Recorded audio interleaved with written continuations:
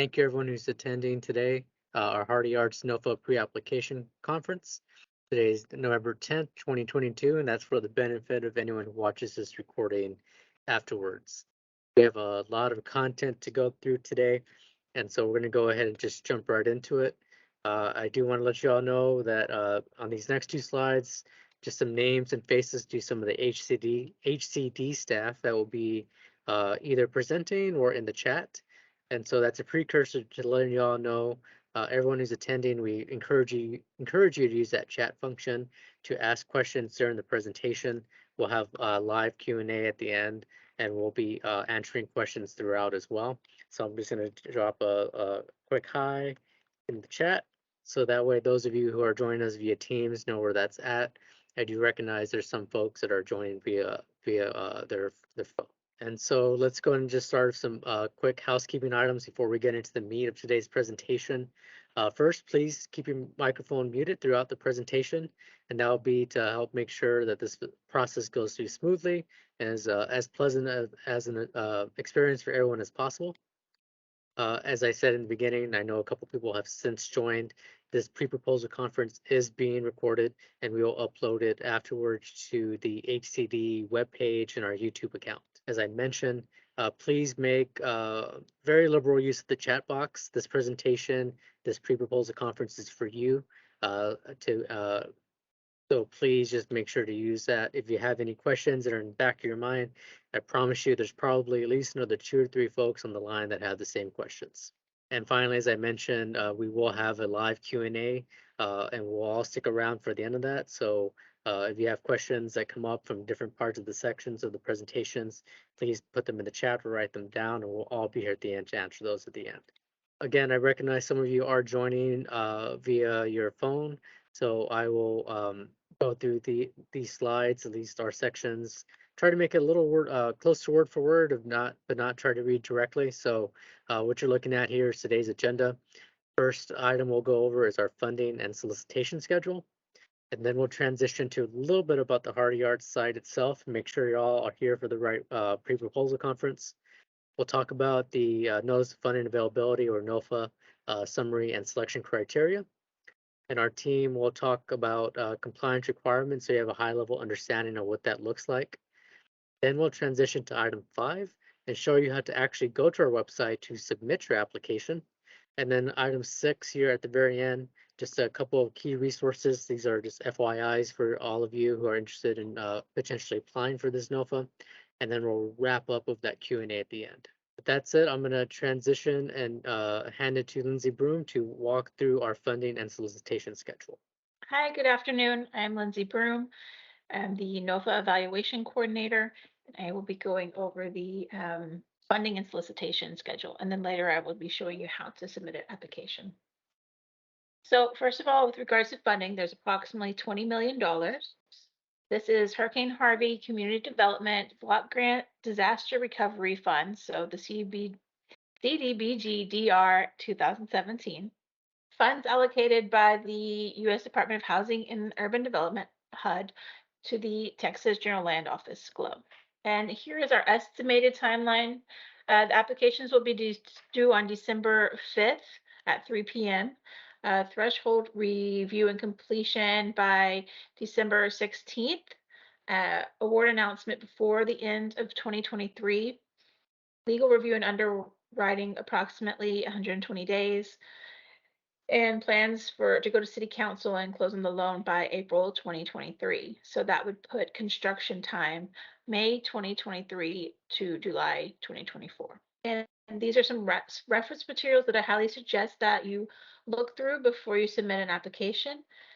That is the Harvey Single Family Development Program Guidelines, Hardy Yard solicitation files, new homes for near North Side, and the City of Houston Hurricane Harvey website, and also the GLO Hurricane Harvey website. All right, and it's back to me again. So y'all didn't get that much of a break for me. Apologies for that. I did want to make a quick note. Apologies for the typo. Yes, on this particular slide, we meant for the award announcement, our goal is before the end of 2022 for the award announcement. Otherwise, everything else is out here. Everything else out here is our is correct. And of course, with timelines, the further out you project, the more variability it is. But these are our goals.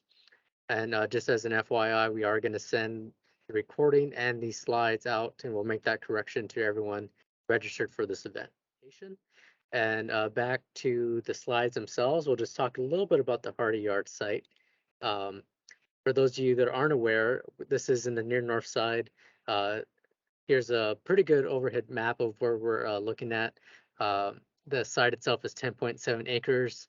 It's a great location. Um, Oops, sorry. One more. Let me go back here. This is a site plan put together by one of our consultants for 219 townhomes. I want to make it clear this is draft, just as an example of what the site could look like. Each developer will present their own site plan as part of their application materials. But as you can see here in this site plan, uh, we encourage creativity. So you can use it as the base for going in a completely different direction as long as they adhere to the program guidelines in our NOFA application. So the Hardy Yard site itself is 10.7 acres. And as you might have been able to tell from that screenshot, it is near North Main Street in Burnett. And so it's literally a walk. You could walk right to that Burnett Transit Center. So it's side is a great transit center station with a great view of downtown. So it's a site that we're excited about to partner with one developer to develop. And with that, we're going to go ahead and talk about the meat of our presentation today, which is the NOFA summary and selection criteria. Before we start talking through these slides, I want to reiterate something Lindsay said. This is a high-level summary of the NOFA. We highly encourage you to read that document in detail as well as the Harvey Single Family Development Guidelines. Uh, that is the Bible that you will base your application on. So we're here to answer questions. We try to condense those documents, but it's still your responsibility to go through and read and have that thorough understanding before you start working on that application. So our project summary, at least 51% of the homes that we built at that site, at the Hardy Yard / near Northside site, must be sold at affordable prices to low to moderate income home buyers.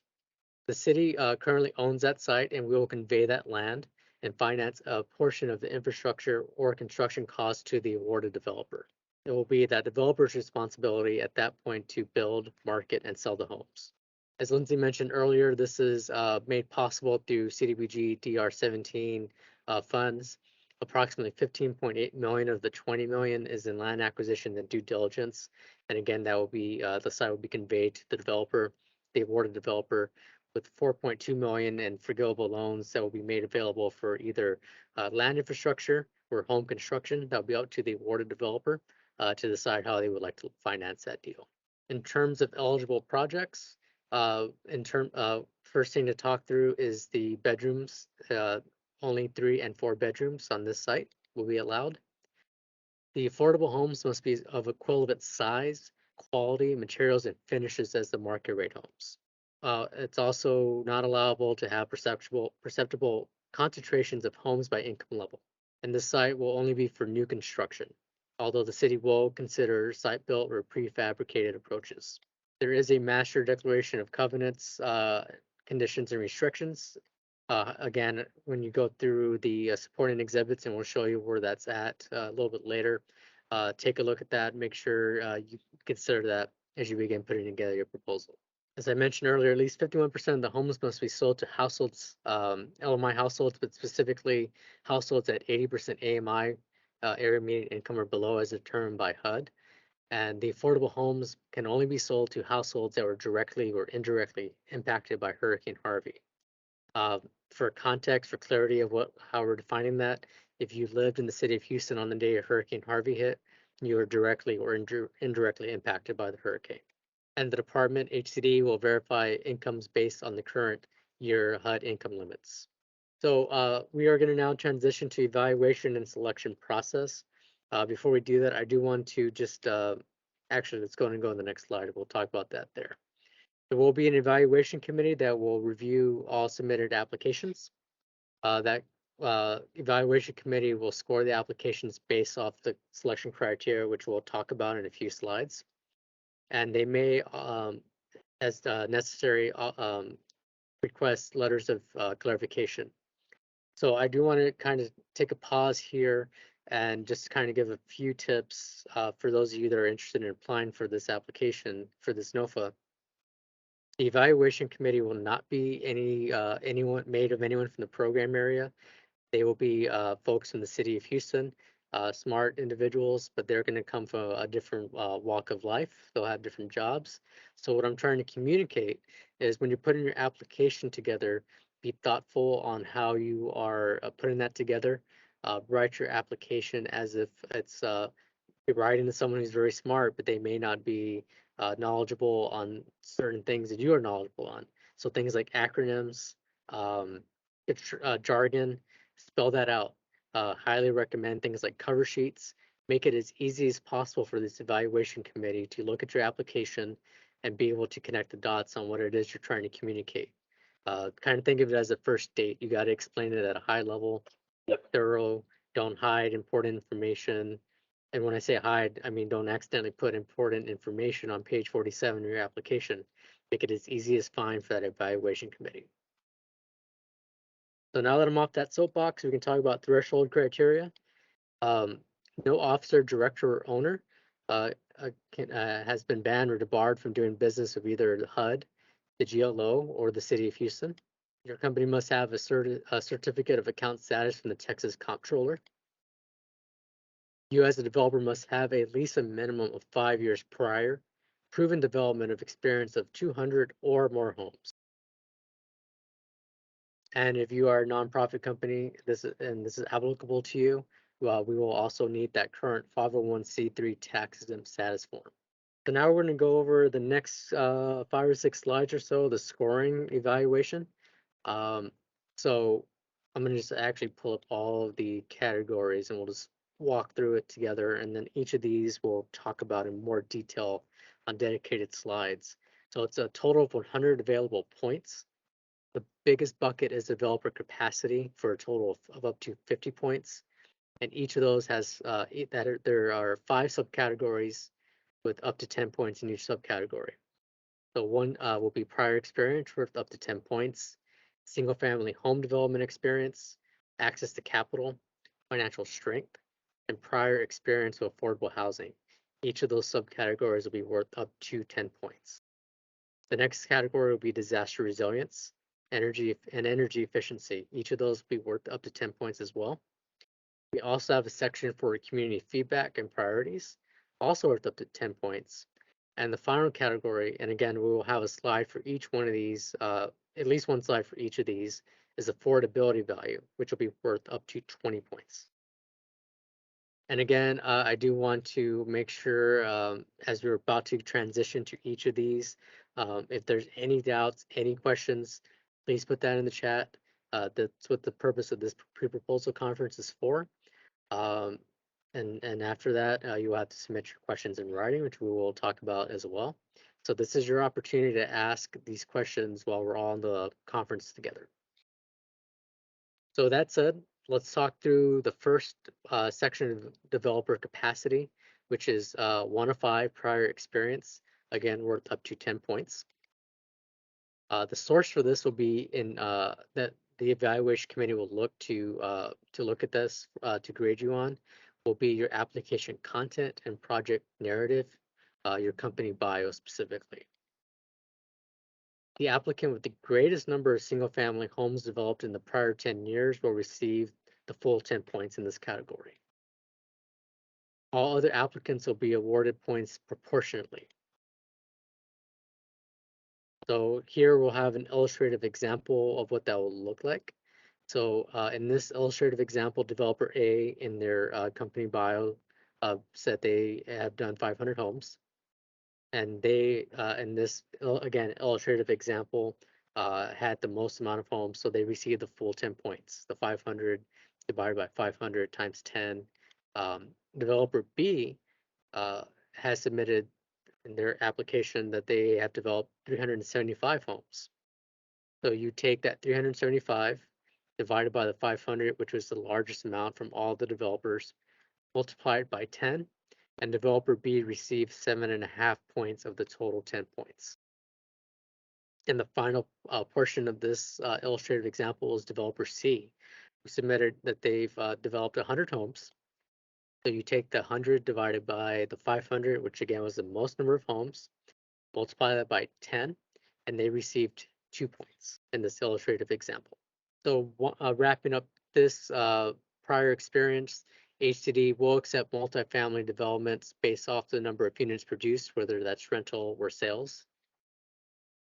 The highest scoring developer may not score more than 5 points greater than the second highest scoring developer. And we will round the final outcomes to the hundredths place. Moving on to the second category under developer capacity, which is single family home development experience. Each of these subcategories again is worth up to 10 points. The evaluation committee will look at your application content and your company bio to find this information.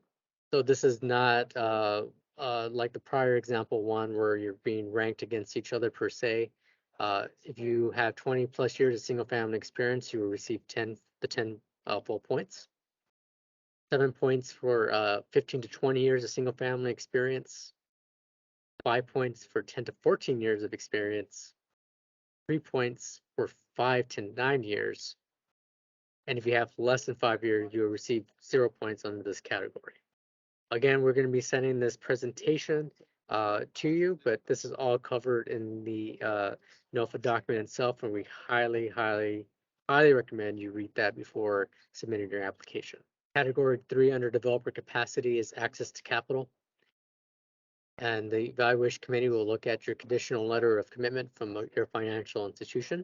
You will receive 10 full points for letters demonstrating past financing on similar scaled projects that are also indicate they're interested in financing you and this development.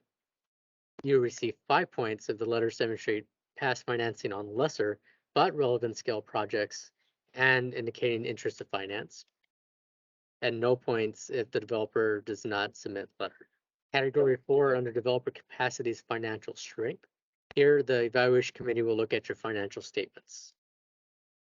Financial statements will demonstrate liquidity that's proportional to development cost. And here we have an illustrative example. Developer A says in their application that development costs will be $60 million and they have $30 million in liquidity. So you'll take that $30 million in liquidity divided by the $60 million in cost, multiply that by 10 for a total of 5 total points. Again, this category is a maximum of 10 points. It's a maximum of 10 points. In theory, more than one developer can get that full max of 10 points, so you are not being proportionally ranked against each other in this category. And the last part of developer capacity, section 5 of 5, is the developer's affordable housing experience. The evaluation committee will look at your application content and your project narrative, including your company bio and your organization chart supplement. The developer with the greatest depth and range will receive the full 10 points. Everyone else will receive fewer points in proportion to the city's determination compared to the highest ranked developer. So this, just to be explicit, this particular subcategory will be qualitatively scored by the evaluation committee, and that puts you back on the soapbox again to make it as easy as possible when you're putting this together for the evaluation committee to understand your work.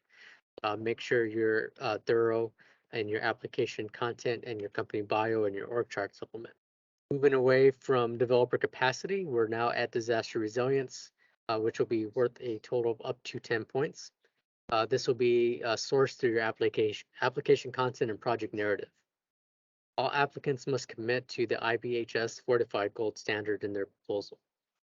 So you'll receive the full 10 points for that home design adherence and ability to qualify.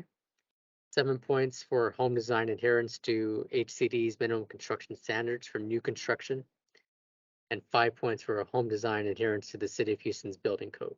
Transitioning to energy efficiency, which is worth up to 10 points. The evaluation committee will look at the application content and your project narrative. All applicants must commit to Energy Star requirements. So this will look similar to the last slide. 10 points for adhering to and ability to qualify for the Energy Star certification. 7 points for home design that adheres to HCD minimum construction standards for new construction. 5 points for adherence to the city's energy conservation code. Moving on to community feedback and priorities, this is worth up to 10 points. This will be found in the application content and project narrative. The developer received a total of 10 points for incorporating all 4 of the community feedback priorities, 7.5 for incorporating 3 of those 4 community feedback priorities, 5 points for 2 out of the 4, 2.5 points for 1 out of the 4, and no points if the developer does not clearly incorporate the community feedback priorities into the design. This again is also in the notice of funding availability document, but the community feedback itself can be found at this link here at New Homes or the Near North Side webpage. There are slide decks and webinars from the community engagement meetings themselves. So you'll have that full context if you go through all those presentations. And our final evaluation criteria is the affordability value, which is worth up to 20 points. This will be found in the application workbook and is calculated as the affordability value equals the total home sales minus the total market rate sales. So the next slide and a half are some illustrative examples of what that looks like. And here, developer A states in their application workbook that their total home sales they're valuing at $69.1 million and market rate sales of $54.4 million. So this developer's affordability value as they submitted will be 69.1 million minus 54.4 million for a total affordability value of 14.7 million. The applicant with the most affordability value will receive 20 points, and all other applicants will be awarded points proportionally. So following up on that prior example, developer A had that affordability value of 14.7 million, and that's the highest ranked in this illustrative example. Developer B had 12.2 million affordability value. So developer A received the full 20 points, and developer B received 16.6 points by taking their 12.2 million and dividing that by the highest affordability value of 14.7 million and multiplying that, excuse me, and multiplying that by 20. Before we hand it over to Crystal, I just want to again mention, highly recommend you read the Harvey Single Family Guidelines as well as long as parallel with the Notice of Funding Availability itself.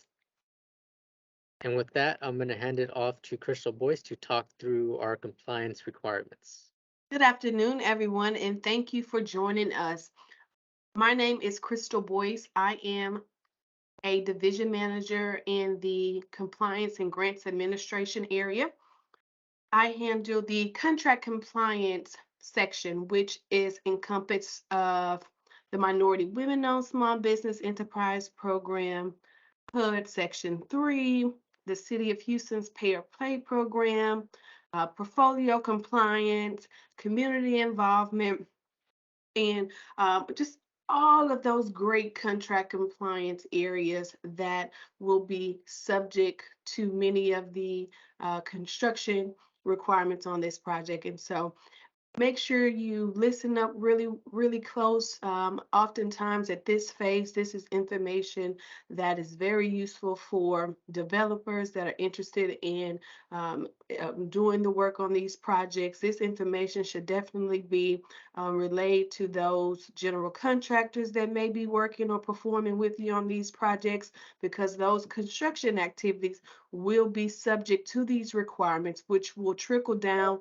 to those contractors and subcontractors that are performing on the project. And so make sure if you get really excited from all of the good funding that you see and all of the good opportunities that you see that will likely come about on these activities, make sure you keep in mind, some of those great contractors that would do really good work, but also those contractors that would be able to comply with these requirements. These are federal requirements and these are federal dollars on these projects. And so if you're not too familiar with working with the city of Houston or on federally funded projects, please make sure to listen up. We'll definitely make sure that we provide you a copy of this information. But this is just a good tad bit of information that you will want to have before you get started or get any interest in performing on these projects. As I mentioned, I will be discussing the Minority Women-Owned Small Business Enterprise Program. I'll also speak to you all about the HUD Section 3 program, as well as the City of Houston Pay or Play program. For those of you who may not be familiar with the City of Houston Minority Women-Owned Small Business Enterprise Program, project activities will be subject to comply with MWBE program rules. Oftentimes I hear it being referenced as the MEBE-WEBE program, and so these activities will definitely be subject to program requirements. There are federal requirements as it relates to the MWBE program, and there's also City of Houston requirements. And basically what the program is, if you're not familiar with it, we want to make sure, and as a constituent of federal funded dollars, you want to make sure as well that we are being able to provide to the maximum extent opportunities on these procurements and on these contract opportunities for those individuals and for those businesses that own minority women-owned small business enterprise program. And so to the maximum extent, we try to make sure that those companies and those businesses are also included within those selection processes. And so if you're not familiar with that program with the City of Houston, please make sure that you look at the Office of Business Opportunity.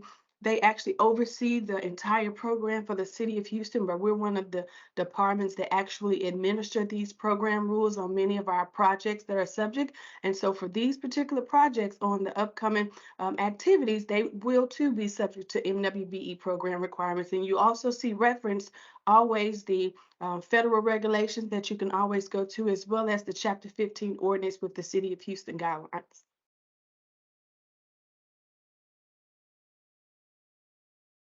The construction goal, MWBE goal for this project will be 29%. That breakdown is 21% MBE and WBE is capped at 8%. So you want to make sure that when you're looking at those companies or businesses that you plan to utilize to meet these goal requirements, please, please, please make sure that you understand that only firms that are certified through the City of Houston Office of Business Opportunity can be utilized towards demonstration of your good faith efforts to meet the 29% MWBE goal requirements. Great news. So there has been an update to the MWBE policy for the City of Houston. Now the actual primes that are performing on the projects can self-perform up to 50% of the total contract goal. Okay, so what this means is that the prime will have the ability to choose which goal they would like to receive credit for, be it MBE or WBE. And when we review the information that'll be required later down the line that demonstrates how the general contractor will meet the goal requirements, you can, as a prime, if you are a prime, can also list yourself on that participation plan to meet a part of that goal up to 50%. Okay.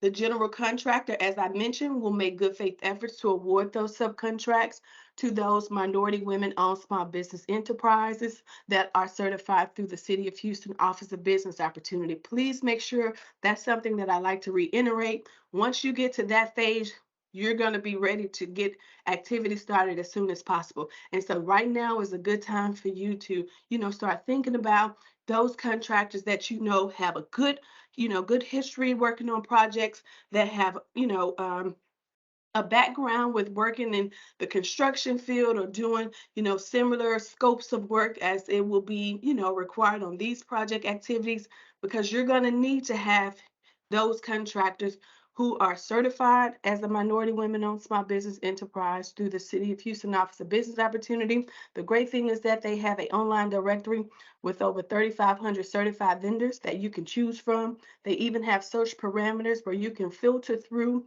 and put the designation. So if you're looking for an MBE, that's a roofer, or if you're looking for a WBE, that's a compliance consultant or a painter, you can filter that information and you can actually get those certified, those companies that have active certifications on the projects, and you can have those individuals and those companies to be listed.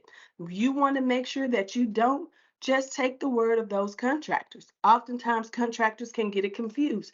They'll tell you that they have certifications with the City of Houston, and maybe that certification is actually a hub certification, which is absolutely great.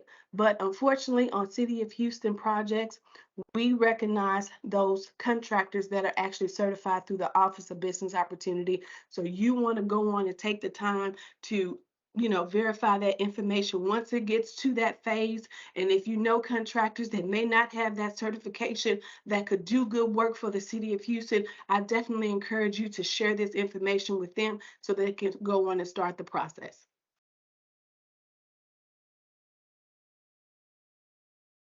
For more information about the City of Houston Minority Women-Owned Small Business Certification process, follow the link that's on your screen.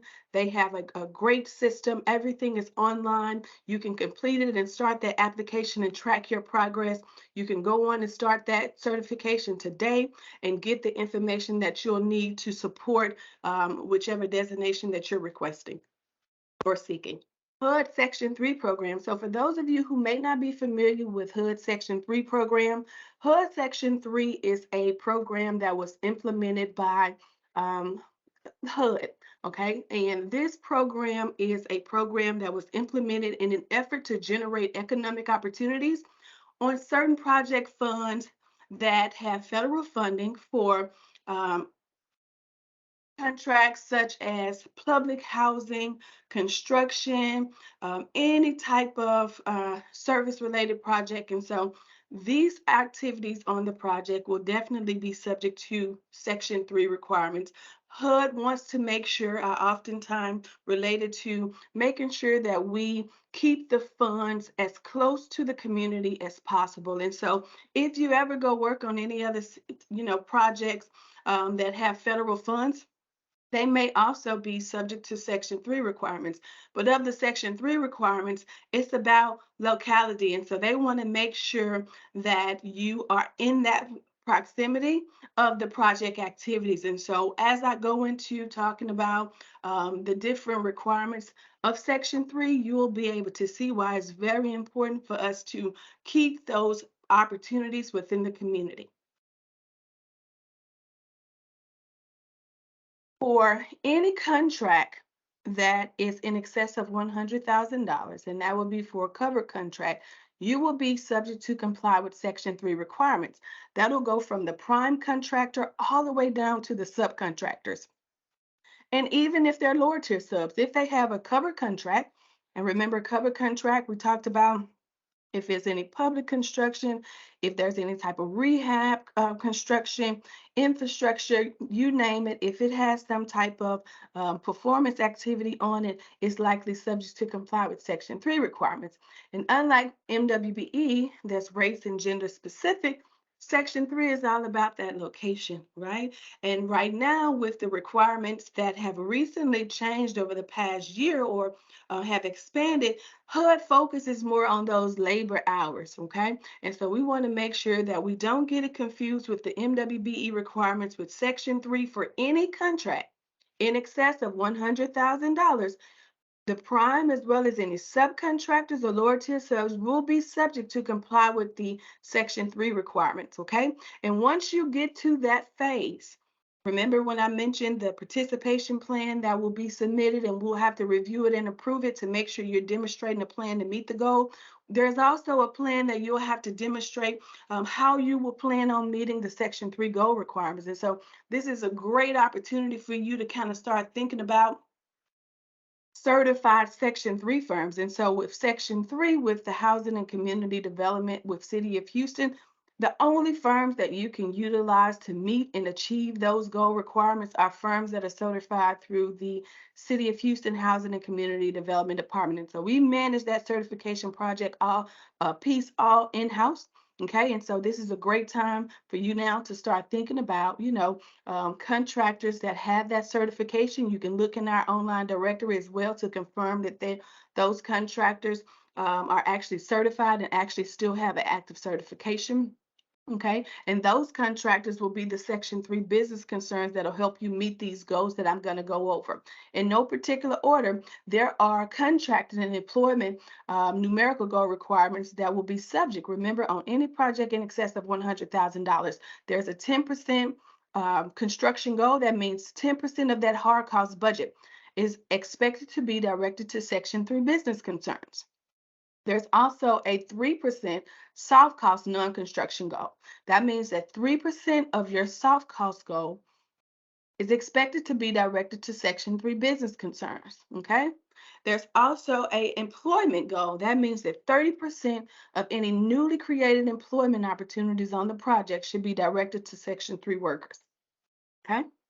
These cannot be waived. If you have a covered contract, you'll be subject to comply with these requirements if you have a construction budget, if there is a soft cost budget, and for any of those newly created opportunities on the project. And what I like to tell contractors, right, it's easier for you to go on and get all of those great companies certified, make sure that they, know that a part of the requirements are to meet these requirements. And so you want to make sure that they go on and start that process before it gets too late.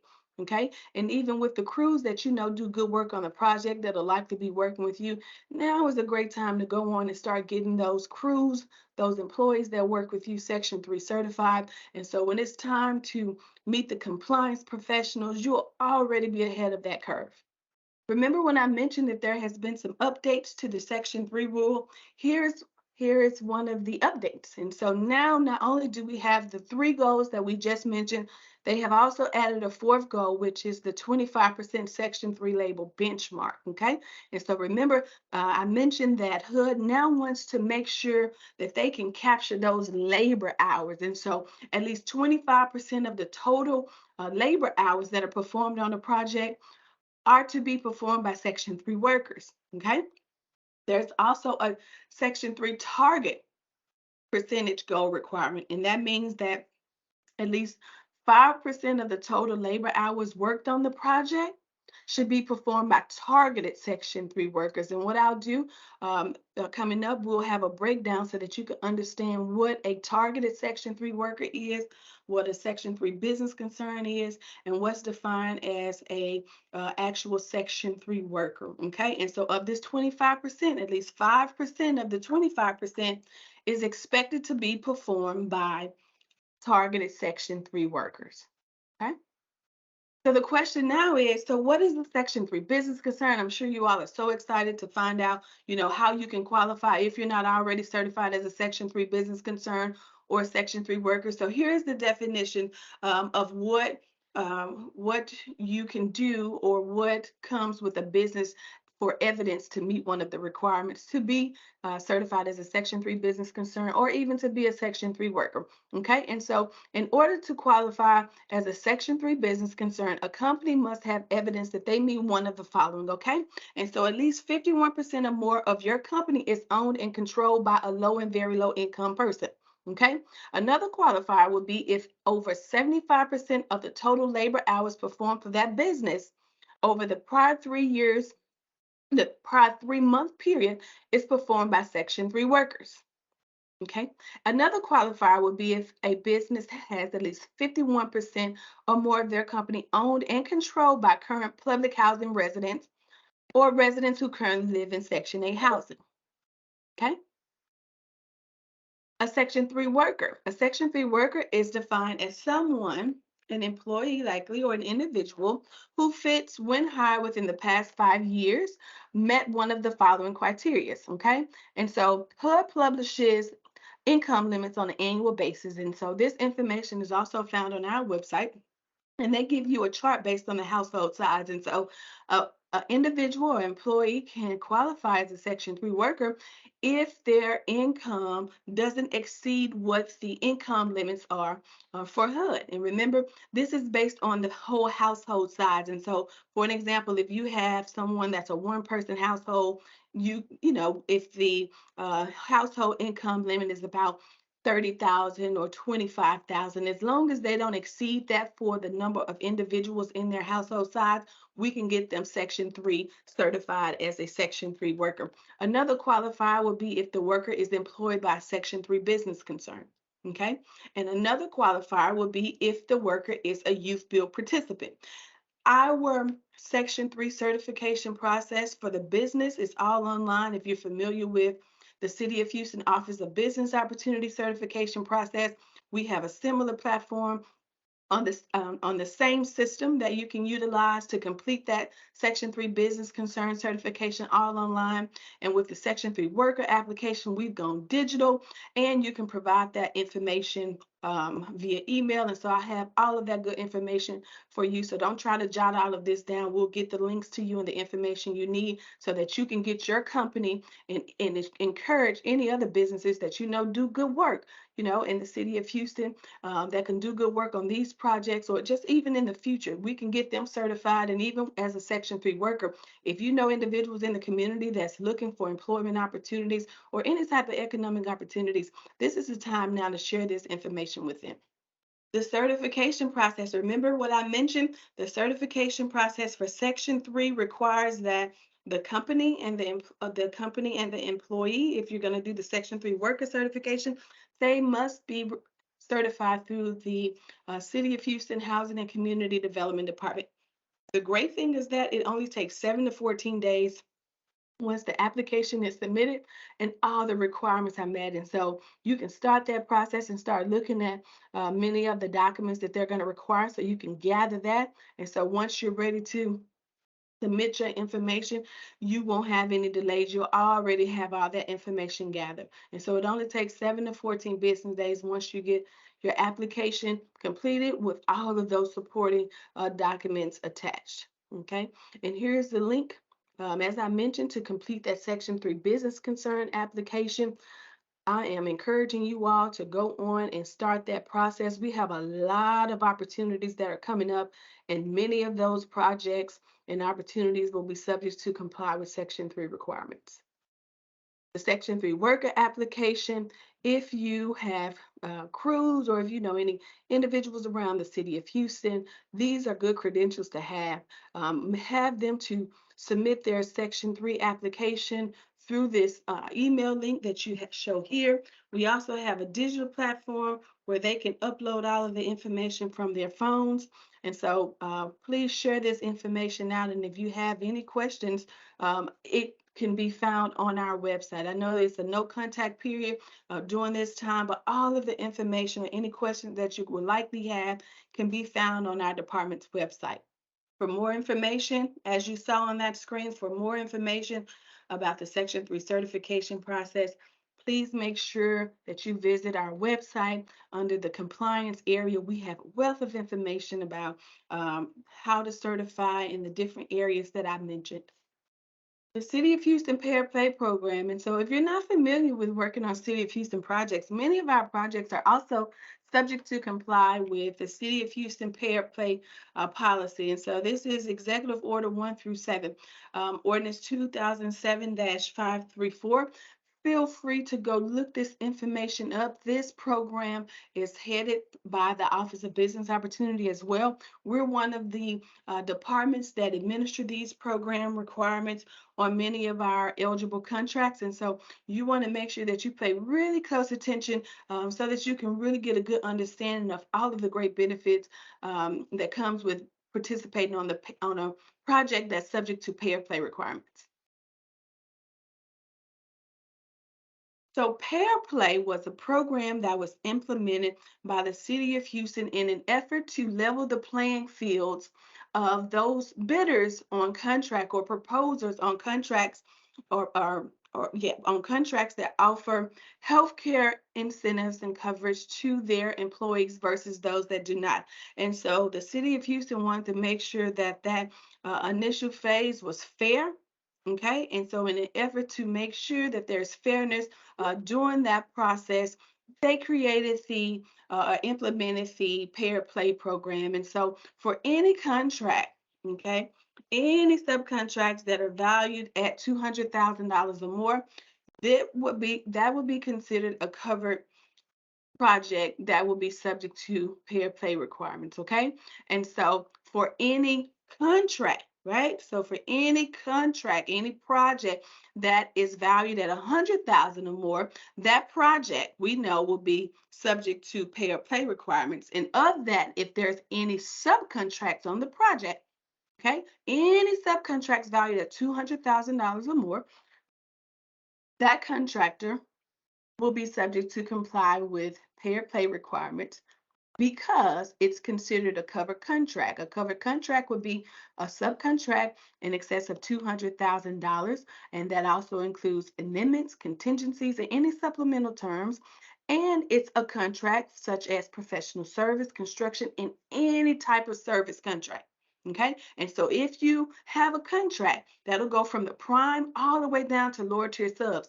If there are any contracts on the project valued at $200,000 or more, and it has any type of professional service activity, any type of construction or service contracts, which will be on many of the activities that will come about from this NOFA, they will be subject to comply with payer play requirements. Okay, and so for those contractors that have covered contracts, in order to comply with the payer play requirements, you are going to have to provide these opportunities to covered employees. And so a covered employee will be someone who is at least 18 years of age or older, works at least 30 hours per week, and works any amount of time on a City of Houston contract. Okay? And so remember, if you have a contract that meets the $200,000 threshold, okay, you're going to be expected to comply with payer play requirements. Of the payer play requirements, the individuals that are going to reap those benefits will be the covered employees. And so remember, as I mentioned, they must be at least 18 years of age or older, work at least 30 hours per week for a covered contractor, and work any amount of time on a covered city contract or subcontract. Those would be the individuals who will be expected to receive a payer play benefit. If you choose the pay option means that you're going to pay $1 per regular hour per regular hour worked on a contract with the city, okay? And those are regular hours, so overtime doesn't apply, okay? And so if you're going to do that, make sure that when you communicate this with your employees, that they understand that they won't get a $1 pay increase with their compensation. If you choose the pay option, that $1 per regular hour worked on those City of Houston contracts is going to go into this big, large, huge contractor responsibility fund. And it'll help with several programs offered throughout the City of Houston that helps with uninsured individuals, okay? And so it helps them on those projects, but please make sure that your employees understand that they won't get an increase pay-wise, compensation-wise on their benefits, okay? This fund is for a contractor responsibility fund, which is also a great opportunity to help others around the City of Houston who may not have health care coverage. If you choose the play option, remember the purpose of the program was to actually provide health benefits to those uninsured. And so if you choose the play option means as an employer, you're going to contribute no less than 75% of the monthly premium towards that total premium cost of that covered employee per month. And if the employee is to contribute anything, it will be no greater than 25% of the monthly premium cost. Again, I'll repeat that. If you choose the play option, that means that you're going to actually provide healthcare coverage. This is one of the great parts of the program. You're going to actually be able to see the benefits of paying into the program. You're going to actually offer coverage to your employees, right? And so that's just one of the more benefits that they'll have with performing with you and working on the City of Houston projects. They also get insurance benefits, right? Which is very important working on these construction projects, okay? And so if you're the employer, remember you're going to contribute no less than 75% of the monthly premium. Okay, and that's for the covered employees, remember? And if the employee is to contribute any amount, it will be no greater than 25% of that monthly premium cost. And what we'll do once it's time, remember, once we get to the compliance phase, once activities get started on a quarterly basis, if you choose the play option, we're going to be requesting from you a few documents that will show us evidence that you're actually providing healthcare coverage to those covered employees. And so we'll also be looking at those total breakdowns to make sure that those formulas match the 75% and the 25%, okay? We'll also be looking at things such as, copies of insurance cards, right? So we want to just verify and make sure that we're actually being good stewards of all this great funding and all the opportunities that are flowing through on these projects. And that is some of the things that we'll be looking for. And if you choose the pay option, don't worry. It's a system that we use that you'll go in and you'll enter those numbers in on a weekly basis for all of those covered employees if you're going to choose the pay option. And we have a really, really good system that'll track those dollars, and we'll get the invoices sent up and have you to pay those out so we can remain in compliance. Fair play workforce provisions. Do you all remember when I mentioned it's just easier to go on and get everyone certified? And so this is the reason why. And so not only do we have the MWBE requirements, we also have the HUD Section 3 requirements. Okay, we also have the fair play requirements, but we also have an extra layer of compliance on this project. And so this means that this project was likely funded with DR-17 funds. And of those requirements, the mayor and a lot of important people saw the need for us to make sure that we have an extra layer of compliance on the project to make sure when HUD and all of the other funding entities look and review the work that we're doing, they can see that we not only make a good faith effort, but we go over and beyond to make sure that we comply with the rules and make sure that all of these good workers that are actually on site doing the work gets to reap the best benefits. So what that means is that all Section 3 workers and apprentices must receive pay or play incentives. Okay, now Davis-Bacon will talk about all the apprentice requirements, but I just want to make sure that everyone's aware that if you have a certified Section 3 worker and if you have anyone that's classified as an apprentice worker, they are to receive pay or play benefits. If there are any questions about the pay or play program, okay, if there are any questions that you have about the Pay or Play program, remember, Pay or Play is a program that has all of the big main functions overseen by the City of Houston Office of Business Opportunity. And so they have a wealth of information on their website. You can also go on the Housing Department website so you can see some of those forms so you can already start getting familiar with it so you can see that, it's not much information that we require, but the information that we do require will be very, very helpful in showing that for reporting and auditing purposes that we're doing a good job at complying with the program rules. If you don't have any questions for us that you haven't already put in the chat, I wish all of you well and good luck on the project. I look forward to working with you all once you get to the compliance phase. Thank you. Thank you, Crystal, for all that great information. And we're going to transition and hand it to Maribel Rodriguez to talk through the Davis-Bacon and related acts, DBRA. Good afternoon, everyone. My name is Maribel Rodriguez, and I am an admin coordinator here at the Housing and Community Development Department. I oversee the Davis-Bacon compliance team, and I'm going to be briefly going over the Davis-Bacon and related acts requirements, in addition to the workforce protection measures that Crystal mentioned. So what is Davis-Bacon? Davis-Bacon is a federal regulation which includes numerous related acts. It applies to federally assisted contracts in excess of $2,000 for construction, alteration, and/or repair, including painting, decorating. Federal assistance is provided through grants, loans, and loan guarantees. It requires contractors and subcontractors to pay their laborers no less than the local prevailing wage and fringe benefits determined by the United States Department of Labor, the DOL. Davis-Bacon and related acts. I'm going to talk about several acts, which one of them is Contract Work Hours and Safety Standards.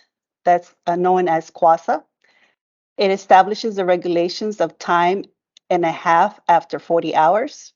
It establishes a $29 per day liquidation damages penalties for an unpaid overtime. Another act is the Fair Labor Standards Act, the FLSA. This act establishes minimum wage, overtime pay, record keeping, and youth employment standards affecting employees in the private sector and in the federal, state, and local governments. The Coupland Act, which is an anti-kickback act, provides provisions that prohibits the kickbacks of fees, wages, commissions, and grants of gifts by employees or contractors to work on benefit from project federal funds. It requires submission of certified weekly payrolls, which requires that payrolls be submitted every 7 days. It regulates all allowable and disallowable employee payroll deduction wages. The Department of Labor Code of Federal Regulations, that the CFR 29 includes Part 1, 3, and 5. Determination of wage decisions. Part 3 goes over the Coupland Act provisions, and Part 5 goes over the labor standards provisions for contracts. The City of Houston Workforce Protection Measures. This is an additional workforce requirement enforced by Davis-Bacon. One of the requirements is safety training, which requires that all construction workers on site have the OSHA 10 certification, and at least one supervisor have the OSHA 30 certification. Another requirement is the hourly base rate, which requires that all workers get paid no less than $15. Any individual performing work, regardless of the job designation or employment status, must receive a minimum hourly wage of no less than or higher than $15, or equally greater than the prescribed prevailing wages. So whatever is higher, you either pay the 15, or if the prevailing wages is higher, then you go by the prevailing wages. Okay, I want to talk about some of the requirements for a competitive bid, for bidding for a general contractor. Once the developer is granted an award and is ready for soliciting bids for a general contractor, please ensure that the bid advertisement makes reference to our Davis-Bacon requirements prior to posting. In addition, make sure that it includes the Davis-Bacon language and the applicable general wage decision. You must request the general wage decision by submitting a request so that we can process and issue the applicable wages. And also, when you make a selection, make sure that your general contractor that's been selected is not debarred or excluded from working on federal projects. And we would make sure that that clearance goes through. So please submit the request for contractor clearance once that subcontract or the general contractor is selected, and we will process and ensure that they are cleared. You also need to ensure that your construction contract incorporates our Davis-Bacon language along with the prescribed general wage decisions that will be issued. All of these documents will be found in the City of Houston website. So some of the basic requirements for Davis-Bacon: both the owner and the general contractor will be responsible to ensure all subcontractors and lower tier subcontractors comply with the Davis-Bacon.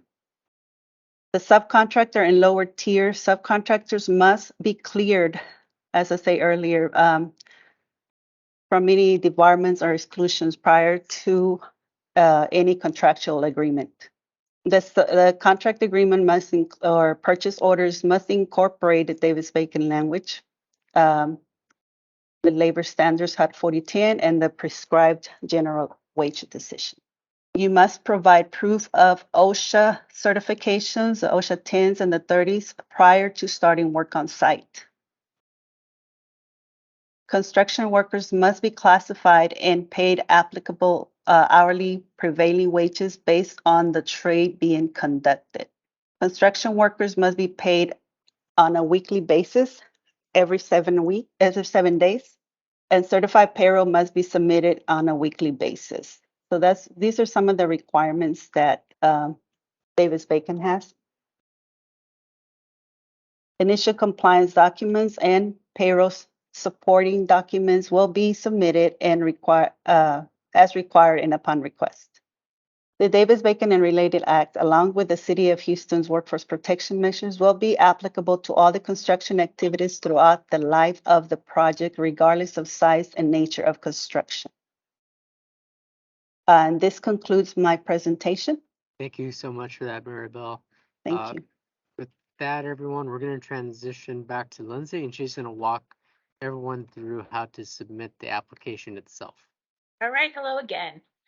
So I'm going to walk you through the how to first some housekeeping things about the application procedures, and then I'll show you actually how to submit the application. So first of all communication must be sent in writing to me, lindsay.broom@houstontx.gov. And no direct contact with the program area. So if you have questions, just send those to me. And if I'm not able to answer them, I will be the go-between between you, the applicant, and the program area. And all those questions must be submitted by Tuesday, November 15th by 5 p.m. So that's a quick turnaround. So I encourage you over the weekend to look over the NOFA, come up with any questions you may have, and submit those to me by Tuesday at 5 p.m. And then the application due date is Monday, December 5th by 3 p.m. And that will all be done via an online portal, which I will show you momentarily. So portal can be found on houstontexas.gov/housing, and I will go through that and show you how to get to that website. But also you can find information at City of Houston Hurricane Harvey website, which is recovery.houstontx.gov. So this does mark the beginning of the no contact period, and I'm just going to read the next couple of slides because this is just information that you need to know to protect yourself and protect us from getting in any kind of trouble if you're trying to reach out to anyone within the City of Houston besides myself within the next few weeks. Neither applicant nor any person acting on the applicant's behalf shall attempt to influence the outcome of the award by the offer, presentation, or promise of gratuities, favors, or anything of value to any appointed or elected official or employee of the city, their families, or staff members. Neither applicants nor any person acting on applicant's behalf shall attempt to influence the award by the offer, presentation, or promise of gratuities, or anything of value to any appointed or elected official or employee of the city, their families, or staff members. All inquiries regarding the solicitation are to be directed to the designated city representative identified on the first page of the NOFA. With the exception of the applicant's formal response to the solicitation and written request for clarification during the period officially designated for such purpose by the city representative, neither applicant nor persons acting on their behalf shall communicate with any appointed or elected official or employee of the city, their families, or staff through written or oral means in any attempt to persuade or influence the outcome of the award, or to attain or deliver information intended to or which could reasonably result in an advantage to any applicant from the time of the issuance of the solicitation through the pre-award phase and up to the date the city secretary publicly posts notice of any city council agenda containing the applicable award. However, nothing in this paragraph shall prevent an applicant from making public statements to the City Council convened for a regularly scheduled session after the official selection has been made and placed on the City Council agenda for action, or to a City Council committee convened to discuss a recommendation regarding the application. Hey, Lindsay, that's the end of that section. Do you want to go ahead and walk through the portal page? Yes. Yes, so I'm going to walk you through how to find the application portal and how to apply. Hold on 1 second, let me just get my screen. Okay, so this is the housing website, houston.tx.gov.housing. So you can just slide down and go to For Businesses, Funding, Contract Opportunities. And this is our funding page. So it's the landing page for all our funding opportunities. And then you're going to select NOFA, Notice of Funding Availability. And the very first featured NOFA is the Large Tract Hardy Yards NOFA. So here's a little blurb about the projects. And then the very first tab here you see is View NOFA, which will take you to the actual solicitation. This is the strategic purchasing website, and they post all of our NOFAs for us. And here you can see this is the actual NOFA. You should read this in its entirety before applying, because it has all the scoring criteria, all the threshold requirements, the due dates, and the application procedure. I wanted to show you one thing on here because I noticed on Jeremiah's threshold slide, there was one threshold item that was missing. So if we go down here, sorry for the scrolling. Here on page 11, evaluation criteria, threshold minimum requirements. The slide that he included had 4 thresholds. They're actually the 5th threshold requirement, and that is a $1,000 application fee, and that needs to be hand delivered to 2100 Travis Street, 9th floor, by the NOFA deadline, which is December 5th at 3 p.m. So sometime between now and submitting the application through the portal, you'll need to also bring this check in person to 2100 Travis, which is the headquarters for the housing office. So we go back to the funding website. So here we have the View NOFA. Then we have the program guidelines. You can look, and you do need to read through before you apply as well, because this gives you the parameters for the program itself. And then we go to View Applicable NOFA Documents. So in the applicable NOFA documents, we have all the documents that are going to be required for your application. So I'm going to show you this first item, the Hardy Yards NOFA application checklist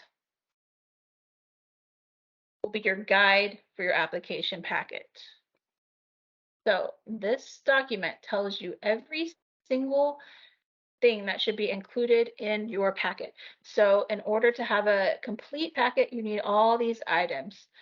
So there's 19 for the application content, and then there's 5 additional documents required to show that you meet threshold. So all those documents should be present when you submit the complete application. Let me move this over. Let me show you where you submit the documents. If you click the last tab, HCD NOFA Document Submittal Portal, this is the actual portal itself where you'll submit the documents. So if you go to Our Documents for a NOFA submission, yes. And when you put in the solicitation number, which for this particular one is T32558, you can find that on the NOFA itself. You'll see that it already populates Hurricane Harvey DR17 large tract single family development at Hardy Yards. So it already gives you that information. And so you just need to put in your project name, project address, your zip, and then your organization info. And please make sure you put a contact phone number and a contact email that is going to be one that we can reach you at, because if we have questions about your application or we need additional information, that is who we will contact, this person who is the email here.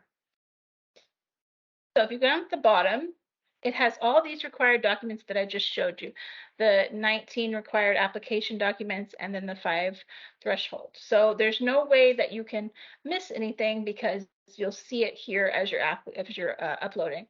So you can just click on that, select whatever document you need, and then once you have all the documents uploaded, you can hit submit at the bottom.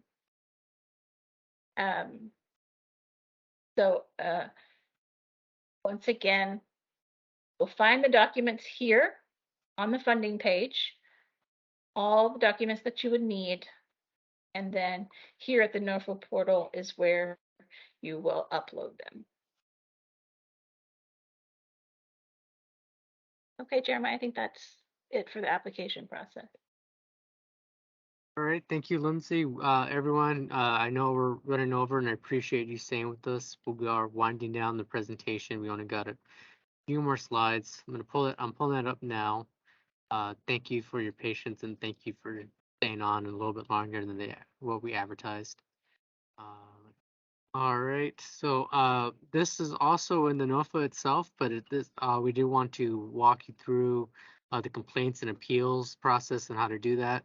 Again, this is a section in the NOFA with much more detail, but you are able to lodge complaints and appeals through multiple methods. All three are listed here. First is our hotline, which is at 832-394-6388, or you could email us at our complaints department, hcdd complaints appeal at houstontx.gov. I know it's a long email address, but as I mentioned, it's in NOFA itself, so you can click on that and it'll pop up in your inbox. Or you can make that lodge your complaint or appeal at our address that Lindsay mentioned earlier. Address that to HCDD 2100 Travis Street, 9th floor, Houston, Texas 77002. Make sure you make that attention to the complaints and appeals team. And our hours of operation here at our Travis Street address is Monday through Friday, excluding holidays, from 8 to 5 p.m. And just winding down before we get to the Q&A part, again, if you have any questions in the chat, please put that in there. You'll also have an opportunity to mute yourself in just a minute. I think some of my colleagues have been answering questions in the chat, and we'll read those out loud when we get to that point. These are just FYI kind of key resources that aren't necessarily in the NOFA, but might be useful for y'all. One of the questions we get a lot about our programming is helping find qualified home buyers. That is ultimately the responsibility of the developer to sell and market the homes. So we are going to be an active partner in that process, and we've already started that process as we've launched a new home buyer interest survey. Here is a link to that, and to the right is what kind of it looks like. We also have our website and contact list and future webinars that we use to reach out to our constituents and let them know about our programming. So this is something we've already started letting folks know, that homes are coming to Hardy Yard / near North Side, and we can tell you that there's been significant interest from folks, and we talk about that. And we also will have an income eligibility team that will qualify folks and make sure that their income certified. So that will be something that we will do on our end. So for the award developer, that's something I know that will be of keen interest to them. We have staff that's been trained to do that and have done that for years. So that is something that will be a resource for that awarded developer. And finally, last slide before we get to the Q&A. These are City of Houston resources that are kind of outside of our department. Some information about the developer participation contract, DPC, impact fee exemptions, and also we do have interlocal agreements with Public Works to help expedite permit processes and a dedicated portal access. And so for the awarded developer, we are able to help expedite that permit process, put you in front of the line, the metaphorical line. So this is something that we have already worked on for that awarded developer. That agreement's in place. So that's something that we can definitely do to cut down that time up front. And so with that, we can go ahead and go into the questions and answers. My colleague Don Lee is going to go through the questions we had in the chat, as well as the answers that have been put into the chat as well. And once she goes through that, we'll go ahead and open it up for just general Q&A. So Don, I'm going to hand the mic to you. Thank you, Jeremiah. Thank you, everyone, for staying with us this long. We just have a few questions in the chat. The first one is, will there be a record of who is on the call in case we want to pursue partnerships? And that response for that is, unfortunately, we won't send out contact information. We will email the presentation slides and recording. The awarded developer will choose their general contractor and other vendors to complete the development.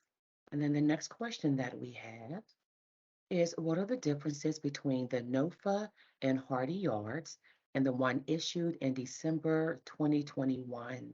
And that response was we streamlined some of the application materials and updated others, like the application workbook. Many of the substantive aspects, such as award amount and scoring criteria, are identical. Just a few more. The next question is, how does HCD intend to deal with rising interest rates? Attainable mortgages values for 80% AMI are decreasing fast as the interest rate goes up. And the team is currently working to provide that answer. Again, that question was, how does ACD intend to deal with rising interest rates? Attainable mortgages values for 80% AMI are decreasing fast as the interest rate goes up. And we do have another question. The next one is, how will companies interested in becoming subs be able to find the developers submitting bids to be the prime contractor for this project? Will there be an interest list or something similar? That was addressed already in the first comment. We will when the awarded developer will be announced, and they will have to go to the city council and city council will have to vote on that. So that's going to be public when that time comes, and it will be up to that awarded developer to find their general contractor and other vendors. Thank you for that, Jeremiah.